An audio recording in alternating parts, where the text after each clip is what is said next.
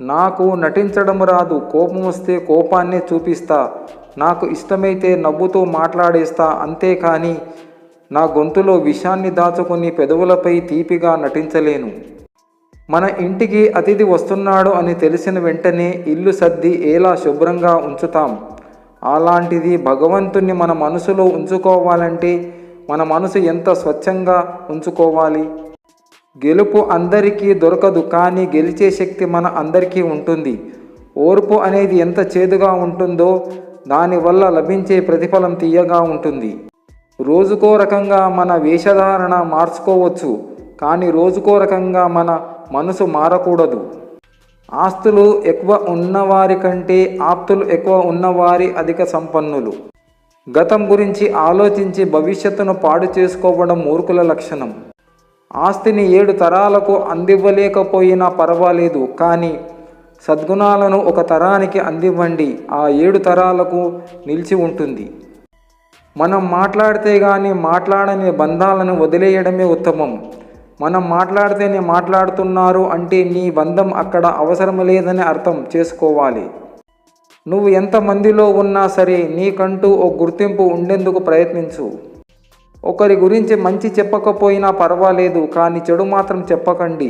ఎందుకంటే టైంపాస్గా మనం చెప్పే చెడు వల్ల ఒకరి జీవితం నాశనం అవుతుంది. గుర్తుపెట్టుకో.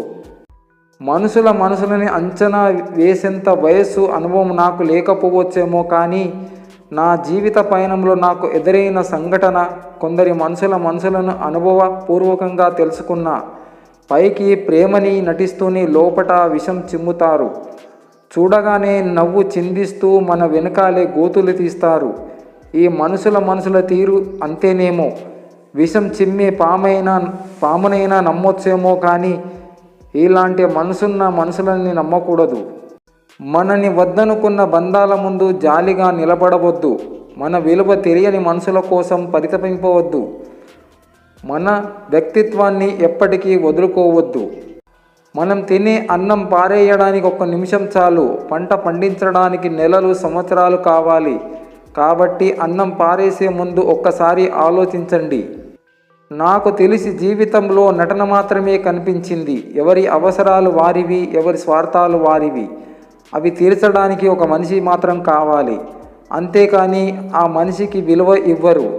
నటించే మనుషుల మధ్య ఆట బొమ్మగా ఉండిపోవడం కన్నా ఒంటరిగా మిగలడం ఎంతో ఉత్తమం. మన సమస్యలను చిరునవ్వులతో ఎదిరించినప్పుడే లక్ష్యాన్ని చేరుకుంటాం. మన పిల్లలను ఏ కష్టం రాకుండా పెంచడం మంచిదే, కానీ మనం పడే కష్టాన్ని తెలియకుండా పెంచడం అది మన కర్మ. మన ఇంటి కోడలు వేరే కాపురం పెడితే సంస్కారం లేదు, పెంపకం సరిగ్గా లేదు అంటారు. అదే నీ కూతురు వేరే కాపురం పెడితే చాలా తెలివైనది, బాధలు భరించలేక సంసారాన్ని చక్కదిద్దుకుంటుంది అంటారు. ఇది ఎక్కడి న్యాయం? మన గురించి నలుగురు ఏమనుకుంటున్నారు అని ఆలోచించే కన్నా మన గురించి మనం ఏం ఆలోచిస్తున్నాం అన్నదే ముఖ్యం. ఎందుకంటే మన జీవితం మనది. మనకు వచ్చే కష్ట నష్టాలు మనమే భరించాలి, చుట్టూ ఉన్న ఆ నలుగురు కాదు. గొప్పగా బతకడం సాధ్యం కాకపోవచ్చు, కానీ తృప్తిగా జీవించడం మన చేతుల్లోనే ఉంది. మరి ఎందుకు ఆలస్యం? ఈ సమాజంలో నేను ఒక్కడిని ఏం చేయగలనని ప్రతి మనిషి నిరాశ చెందుతున్నాడు. కానీ ఒక్కసారి తల పైకెత్తి చూడు, వెలుగునిచ్చే సూర్యుడు కూడా ఒక్కడేనని గుర్తుంచుకోవాలి.